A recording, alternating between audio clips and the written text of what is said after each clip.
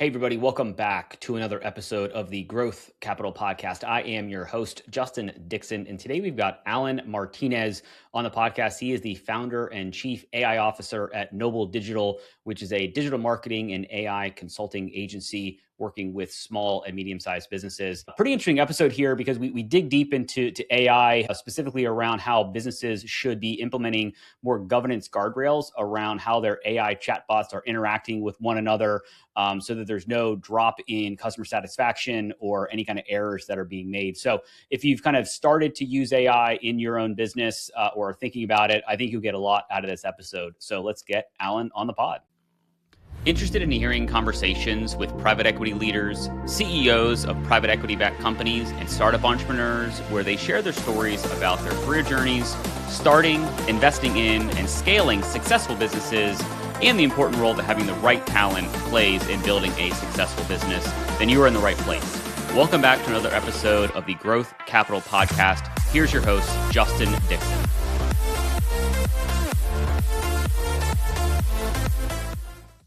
All right, Allen, welcome to the podcast. Good to see you. Thanks for having me, Justin. Yeah, no, awesome. Well, let's jump right in. So the folks that are listening and watching this, give us a little bit of an overview of who you are, where you are, and what you're up to right now. Sure. It's kind of a weird path, but it makes complete sense once I explain it. I actually started in design and film. I got handpicked by Quentin Tarantino right out of design school to work on projects. But before that, I actually trained with Linda Weinman, who built lynda.com and sold it for $1.5 billion. Yeah, she was my first design teacher, believe it or not. But anyways, that kind of was my start. But then I got picked by Quentin and I got into film, and that was a whole other lifetime ago, it feels like. And I did like 25 billion in media that was, work behind my career that produced even more for those companies, like blue chip stocks and stuff. But here's the thing that no one talks about: that film and AI are very related because they both have a coherence problem. Because you got 50 departments, you got camera, sound, wardrobe, right? And you got actors, and everyone is optimizing for their own lane. And the lighting team wants dramatic shadows. The marketing team wants a recognizable face. The sound team wants clean audio, right? But it's nobody's job to make sense of all those things, right? And so the director's actually the funnel on purpose. It's not a problem. It's actually designed that way. And I realized that your AI inside your company has to have the same kind of brain, so to speak. There needs to be a director kind of facilitating that. So when I see this in the corporate world, I immediately recognize that it's the same problem wearing a different costume, right? So I've had my agency for 15 years, Noble Digital. And in 2020, I created an AI marketing research tool with ChatGPT-3, the old one. When it was just an API, no one really knew about GPT yet, just a few people. And actually, so I've been playing with this and building with this for a while now.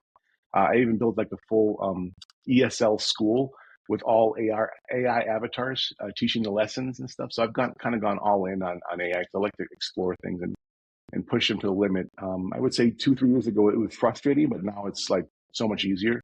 And it becomes really clear that what's more important is like, what do you have to say?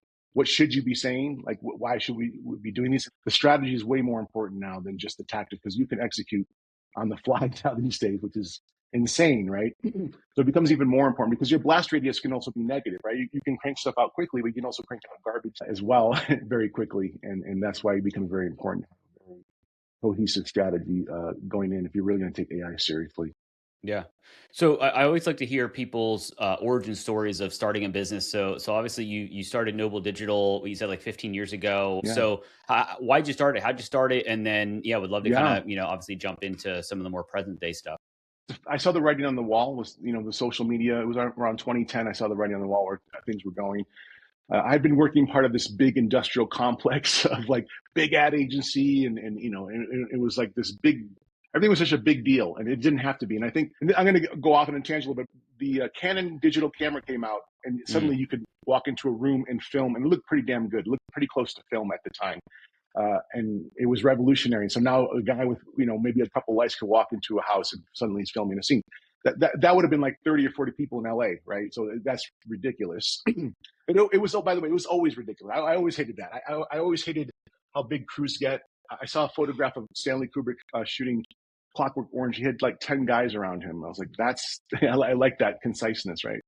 For me, it was just like I saw things getting more compact, more sophisticated, and I could see that less people were needed to execute the same vision. And I just put that to the test, and I've always been pushing that. And AI has just opened up the floodgates on that. What's going on right now with all the SaaS tools being threatened to a degree. There's certain SaaS tools that are very sophisticated and complex that are going to be too hard to replicate, and that's fine. But there's other tools where like I could just do this in my Google Sheets if I wanted to and create a whole experience in there that's custom designed exactly to me. And I think that's exciting. But again, there's going to be a lot of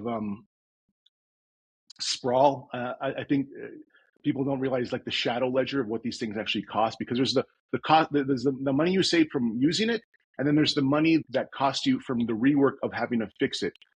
In some cases, it might work out to the same amount of time as if we didn't have AI, which is fine. But it's now going to get to the point where you're spending more time cleaning up that mess than it was worth, and then times more and more AI tools that you build. So that's why getting governance on your AI is going to be super critical. And I think 2026 is really the year where people are starting to realize it.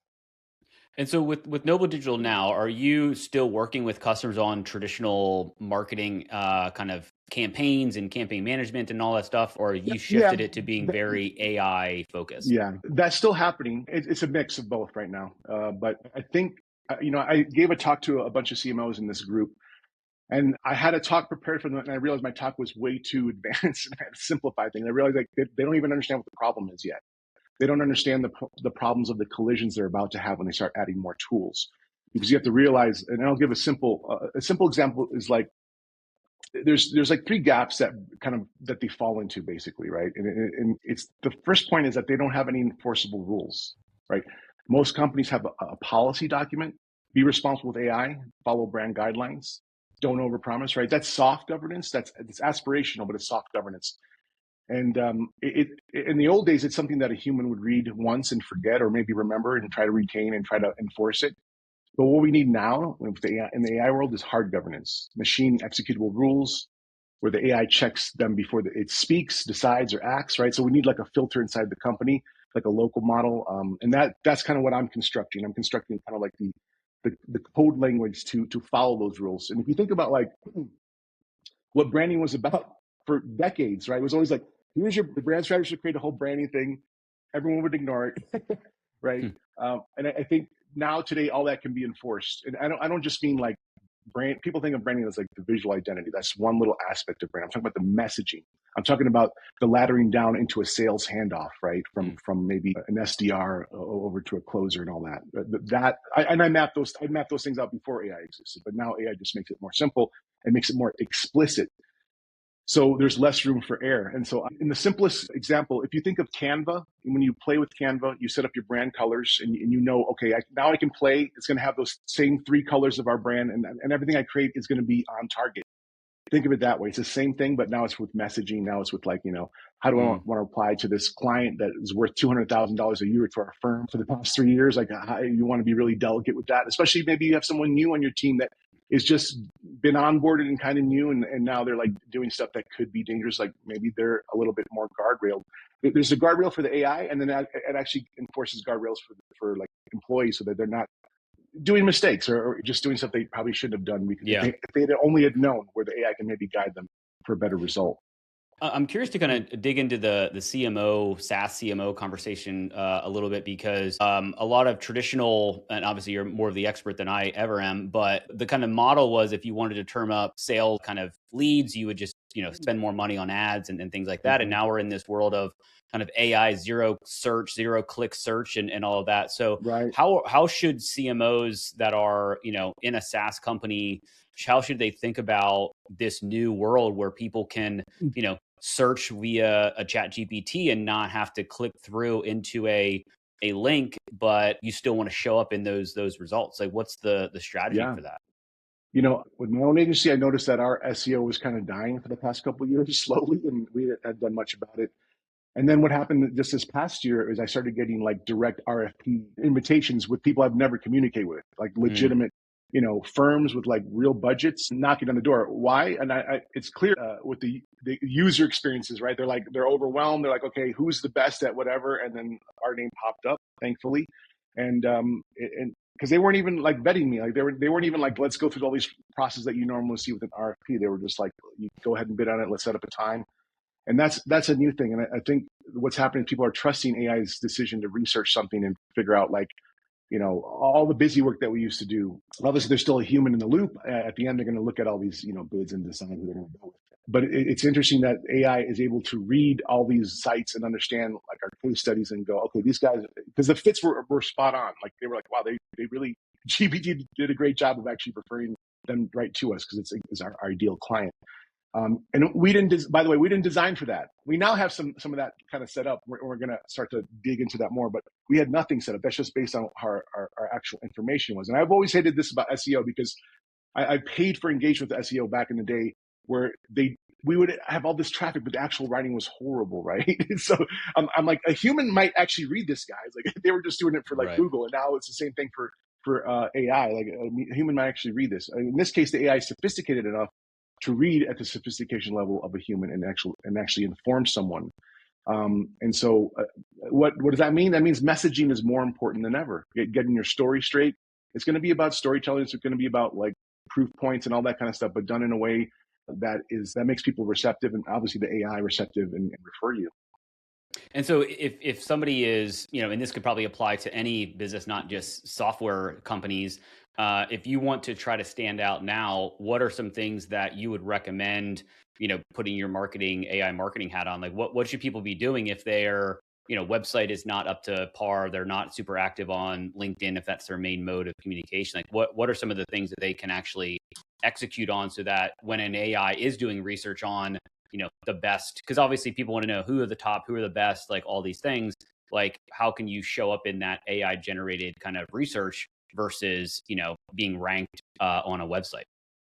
Yeah. I'm not the tactical guy. I mean, I do know the answer to that to a degree, but I would say I'm the one who's going to say I'm not an SEO AI person, although I do know about that. But the point is I'm trying to get people to understand that if you really want to use AI and leverage AI, I think you need to take it more seriously than just that. I think it could do a lot more for you than that. And I think the invisible part is the shadow ledger, where you have the accumulated cost of cleaning up ungoverned AI that doesn't show up as AI cleanup, like we talked about.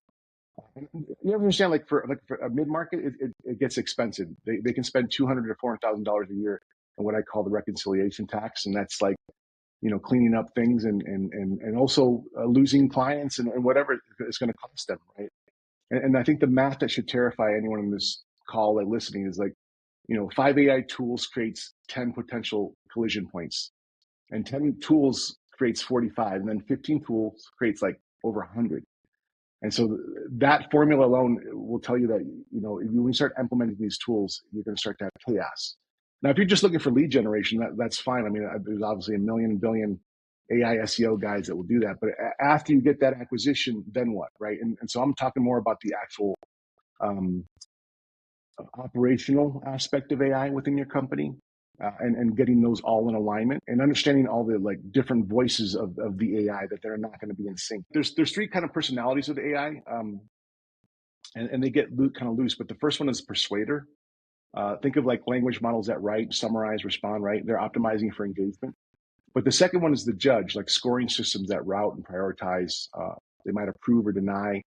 And when you start getting this stuff flowing, like your company's going to start to optimize and start to see ROI pretty quickly. And the third one is the actor, because agents don't just suggest, they execute, they can, and now with the acquisition of Claudebot by OpenAI, I don't know if you've heard that, but I'm glad. That guy's a great developer. He really figured some things out, and I think he's going to be really valuable to OpenAI. See if with that ad. But the problem is, besides all that beautiful technology, because the technology is getting ahead of what the actual capability inside the company is. That's the problem. And they're all your AIs are playing with their customers, but nobody's agreed on the rules. That's the danger. Yeah. So are you kind of going into customers and then helping them to set up these AI governance kind of rules and regs so that their internal AI, one, maybe they have spent money on a tool that they're not utilizing or not using anymore, but they've spent the money, right? So I think I've heard a lot of startups, everybody had fear of missing out, FOMO of like, I got to put AI into my product. I got to use AI in my everyday, operations. And then, adoption is low, but I've already spent a bunch of money on it. So I'm hesitant to, go back to the well and do more AI integration. So like, what are some of the things that people that are thinking about, either doubling down on kind of AI in their own company or thinking about really getting Yeah. into it in earnest right now? What are some of the Yeah. things they should do ahead of time to minimize that risk? I should have mentioned this up top, but I've written a book called The Brand Experience AI Operating System. It is an AI operating system. And the word brand experience just means that brand experience encompasses everything within your whole institution. Like user experience and customer experience are downstream from brand experience. So this is like, when you fix that, it's like the largest lever you have to address everything that you want in your kind of product market fit design of your business model, right? So let me just give you a story, and then it'll probably help explain. There's an operator called Alex. We'll call her Alex, and she was the fastest, most resourceful operator on the team at a mid-market B2B company. All right, she shipped a refund automation bot over a weekend. Didn't ask permission. The AI governance process at the company took 4 months to approve anything, so that she didn't want to like go through the proper channels. That's shadow AI operating. By the way, don't punish your operators. They're doing the best they can. They're going to be your leaders. You just have to create a path, and now we're talking about like change management. It's a whole other conversation. But I'll just get to the point, which is the good news is her bot worked. Her customers got answers in seconds. Support tickets dropped 23%, and she was a hero.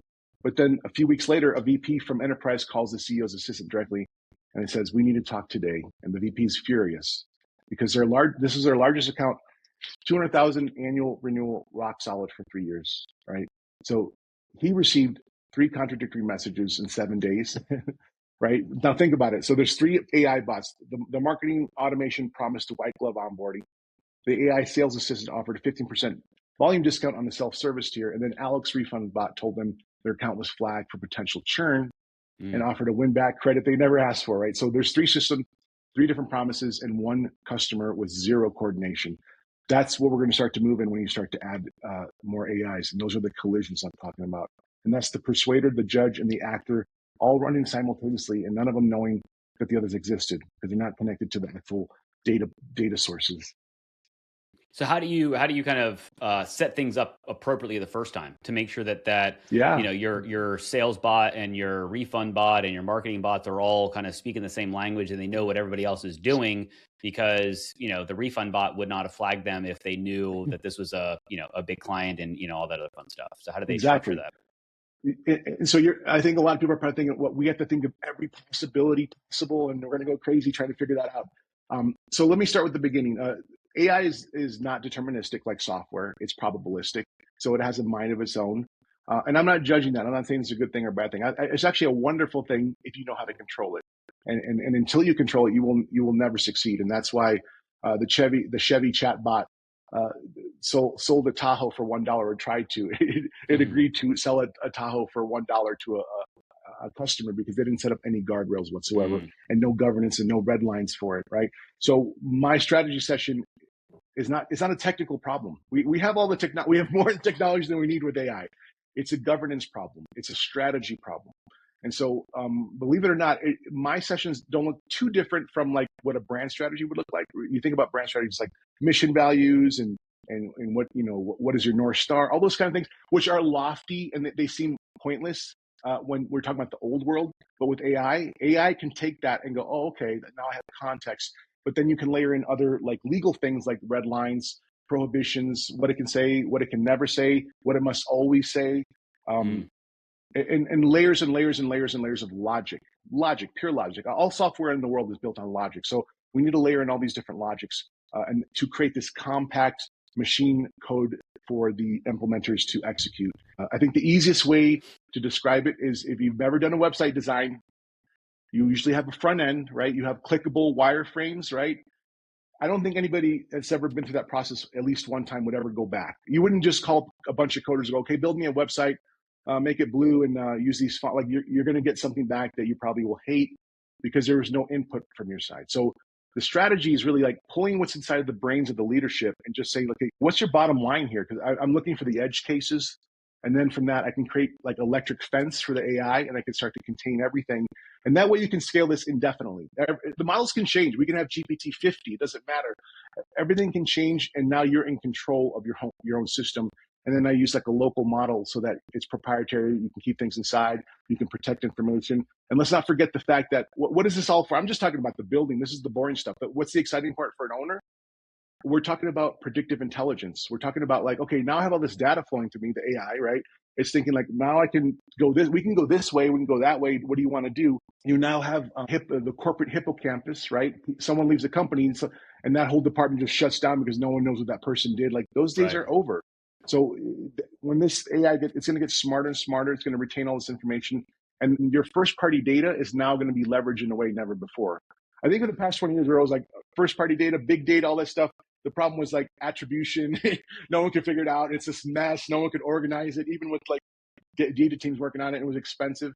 Well, now AI can look at unstructured data and make sense of it. You can vectorize your data and make it even more easy for the AI to like interpret. So we're in a new age. And I think people are still thinking about their business in the old way. So when I do these sessions, I'm actually asking companies now, like, not what's your 3 to 5 year plan? I'm saying, where do you guys want to be in 10 or 20 years? Because I have a feeling whatever that is, you could probably do it in 5 years now. Yeah. Because of that's how impactful this really is.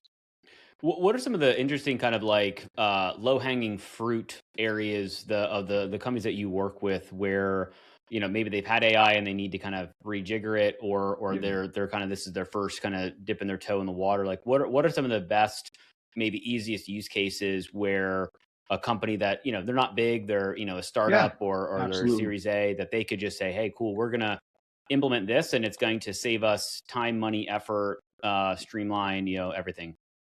One thing I didn't mention is that I actually helped exit the largest Shark Tank ever at 300 million. And they were in a downward spiral when I came into the picture. They had a team of 15 marketers and this thing was going down, down, down. And when I came in, all I did was look at the data and figure out what needed to happen and kind of engineer something. And we turned it around, got to 100 million in revenue in 18 months. And then Albertsons came and bought them for 300 million. So who was that? Which company was that? That was Plated. Oh, Plated. That's cool. Yeah. Yeah. In that case study's on my Noble Digital website if you want to check it out. So there's a great video there with it goes into all the nerdy details if you want. But the point is, I'm sharing that because I come from systems thinking, right? I was trained by a Razorfish strategist. Linda Wyman was my first strategist teacher. I love Steve Blank. Steve Blank, I probably learned the most from him. I really love his philosophy. And so based on all that, my advice to any funded startup or smaller, and especially like AI first startups, which I'm kind of excited about. I'm excited to see the 5-employee startup competing with like a blue chip company for billions of dollars, right? We'll get there. But the goal is pick one workflow. Okay, pick one workflow. We don't have to do a big strategy session. That's the ideal way if you want to do it right. But if you don't have the time or if you can't get the approval because it's maybe politically it's like a lot of work and people are busy, just pick one workflow and then find where like a wrong promise creates a real cost. Could be customer support, could be sales proposals, could be recruiting, right? Whatever it is, pick the one where if something goes sideways, there's a dollar amount attached. So you can ask yourself 3 questions to get through this. First, is money flowing through this process?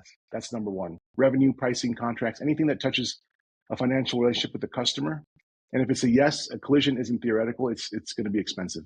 And then second, is a human slowing it down? An approval step, a review queue, someone copying and pasting between systems, which is ridiculous. If removing that person made it faster, that means you removed the last break. And the workflow is now making commitments at machine speed with no one checking, right? So that's you have to be aware of that. So these are like these pitfalls, but I'm aware of all of them, and so we have to do it holistically. And then third was would speed or consistently directly change the business outcome?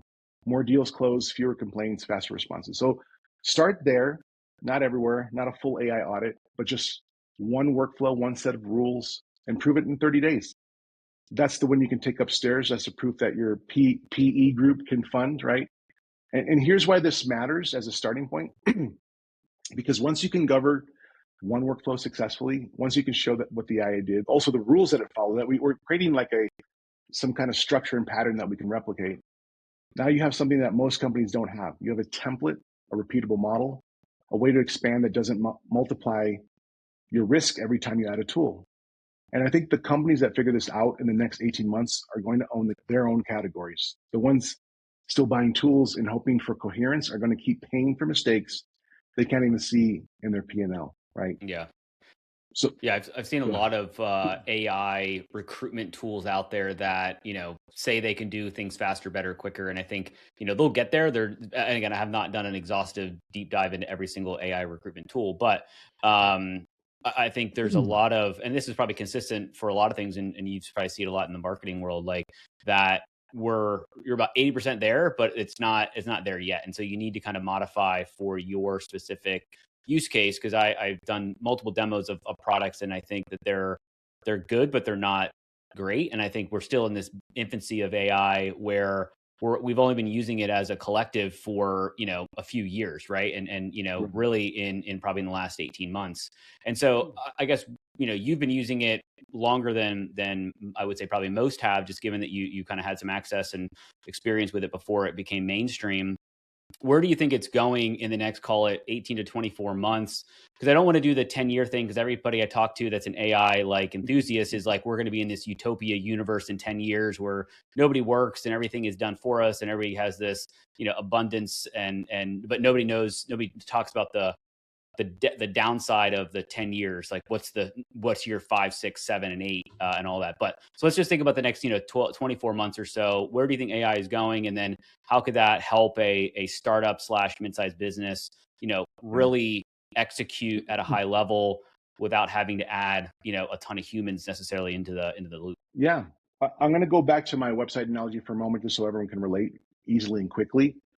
The beginning of websites were ridiculous. We didn't have CMS yet. If you had 50 pages of logos, you had to change it 50 times, and that was stupid, right? We laugh about that now, but it wasn't. It was what it was back then. We're in the same place with AI. AI is stupid right now.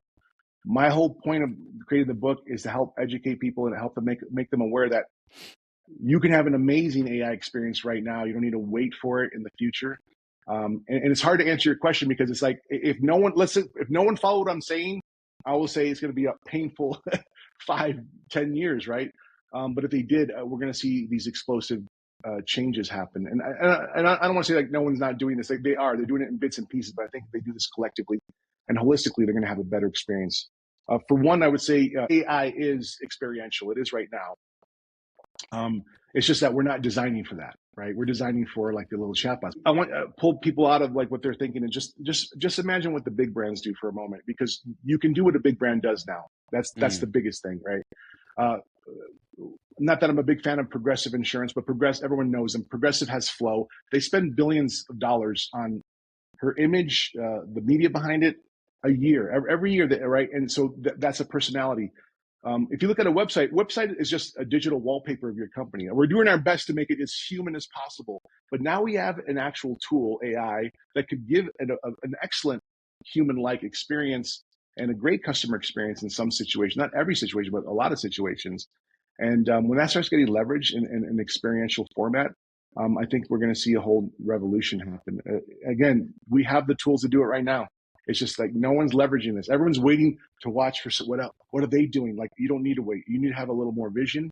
You need to be a little more innovative, and you can take the lead. So for me, my ideal client is the one that is, I don't want to say aggressive, but I don't know what the right word is, but they see where we are. Because 1,000 years from now, or even 100 years from now, we're going to look back like, oh, that moment must have been tough. It's like looking at people switching from the horse buggy to the automobile. That's where we are right now. And I don't need to wait to see where this is going. We've already been through a cycle of this with the internet, and it's just another one. But this is a different one. This is a more powerful one. And I just want to see people win with AI. I mean, the reason I got into this, I want to use the rest of my days to make people aware of what's possible with AI and have the best experience with AI. Because if we can all win with AI, that would be fantastic. Because I can also see the flip side, and we all hear about the flip side, and that's equally true. But that happens when people are ignorant and unconscious of what it's capable of doing. And my whole book is about giving you awareness. I mean, if you just read the book and still don't implement AI, you will understand the bits and pieces and all the machinery. It gets a little bit into the sausage, but I think leaders need to get a little bit into that. But it's really written for leaders to understand on a high level, not technical at all. what this is about and how deep it goes and how you build and design this brick by brick if you want to, even if it's just a few bricks for now. You need to understand the whole picture first in order to begin the first step. Yeah. I'm a big proponent of if you're not at least using it, testing it, trying it, you're going to be kind of left Right. behind. And so, burying your head in the sand is not necessarily the best, recipe for success in this ever changing, rapidly changing world of AI. And as we wind things down here a little bit, I'm curious, Yeah. obviously you started Noble Digital a long time ago. You've kind of, it's been successful. Obviously you've had some very big clients, and I guess what's your kind of outlook target for the business itself for the rest of 2026, knowing that we're recording it in kind of mid February? Yeah. Well, there's already a website called bxaios.com. And that is a product of Noble Digital. It may become more of like a forefront to what we're doing, but it's basically everything I'm talking about now. And I'm just waiting for the market to catch up. If I'm being honest, the market is not aware yet. I've had many talks with companies that are mid-market. They're in a place where they can do a lot of stuff, but they're still not aware, and they're more working in fear, unfortunately, because they're not aware. So it's really, I want to turn this black box into a glass box, and once you understand what the mechanisms are inside of it, it doesn't become so scary and it becomes controllable. Here's another thing: we need a line item in a budget somewhere. Right? Yeah. If your CFO is like, yeah, talking about AI, and if there's no line item, we're like, what are we talking about, guys? We're just going to spin our wheels indefinitely. And by the way, again, websites started the same way. There was no line item budget. They didn't know how much they should or should not spend on it. I remember there was a time like in 2000 where a brand was like, do we really need a website? Do we really want one? Like that was like, it's ridiculous now, but these were the conversations that were happening. Yeah. Yeah. Well, the good thing is we've seen this cycle before. I think, and I was alive during the .com boom, but not in the working world and wasn't paying attention. Right. And so now that I'm old enough to live it and know what's going on, it's kind of interesting to kind of live through something like this, because it is right now it's the wild wild west with everybody's throwing AI and everything and putting AI on the name, and so you've got to also know what's real and what's just a wrapper around a GPT, right? And so Exactly. so yeah, no, I And appreciate. and the company should be building their own wrapper internally, Yeah. for their tools instead of just paying for third-party tools indefinitely. Like I think we're going to see a different place. So, and by the way, if anybody wants to see where they're at or wants to look for a workflow, I do have like on the website. I have a kind of a calculator to figure that out. It's bxaios.com/workflow-finder. Okay. It's really quick. It's like 5 questions, and by the end you'll kind of understand where to focus on. And I think it's a good place to start for everybody. Yeah, no, that's awesome. We'll definitely add that in the show notes. Well, Alan, let's kind of wind this thing down like I do every episode with a 3-pack of questions. First one here is what's a book or podcast that you would recommend to the audience that you maybe have found influential or helpful? Yeah, I think when I was writing my book, I really enjoyed Yuval Noah Harari's. I mean, do you know him? I He's don't like a know. philosopher. Yeah, he's ending up in all these AI conferences now, but he's talking about like where we're going with AI. He's got a book Okay. called Sapiens. Okay. And look, it kind of, I forget the quote, but in general, it reminds me of that quote about, um, you know, about man is just like, we're like cavemen basically with this technology, wielding this technology, and it's a little bit overwhelming. And like that kind of conversation. I think that was an important place for me to start and not just jump into like, how do I build this? I'm like, where are we on planet Earth with this? Yeah. This is like 2001 and we're like the apes looking at this like monolith, like what the hell? Like it's just appeared. And if we want to go super deep, like, maybe this is Earth's first experience with AI, but maybe not the universe's first experience with AI. Who knows, right? So, Yeah. but if you're kind of curious about those kind of things, but you need to start with that widest view possible. I like to start with the widest view possible and then narrow down like where my point of view is going to kind of fall in within those ideas. So that's a good book to start with. Awesome. Love it. Second question here. What's your favorite thing to do outside of work? Move my body. I love walking in the mountains or mountain biking. I love being physical. Okay. Awesome.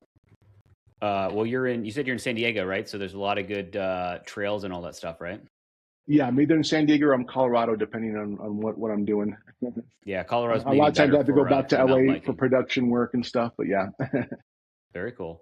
All right, last question here, Alan. What's your favorite vacation spot? I mean, you live in kind of a vacation spot in San Diego, Yes. so A vacation spot would be, gosh, I have to say I've been a lot of places around the world, and sometimes like I love Europe, for example. But hmm, when you're there for a week or two, you kind of miss home. And so I realized over the years, like I really just love like being anywhere in nature that's away from people and just like I love like stuff like that. Yeah. cool. Awesome. Well, Alan, man, really appreciate the time. If people want to, connect with you, learn about you, maybe figure out where to get the book and everything, what's Yeah. the best way to connect with you? Yeah. Directly is Allen Martinez, Martinez. That's ALLEN.net. You can find me there, or my agency, Noble Digital, NOBLE digital.com is a good place. Awesome. We will have all that stuff in the show notes. So, Alan, man, really appreciate the time and thanks for sharing your story. Thanks for having me. I hope you found at least one actionable insight from this episode of the Growth Capital Podcast, your one-stop shop for insights from private equity leaders, CEOs, and startup entrepreneurs on starting, investing in, and scaling successful businesses, as well as the role having the right talent plays in growing a successful business. It would be greatly appreciated if you would rate and review this podcast. And if you're watching on YouTube, please like and subscribe and drop us a comment so we can expand the audience of this podcast. Thank you for all your support, and don't forget about upcoming episodes dropping every Tuesday.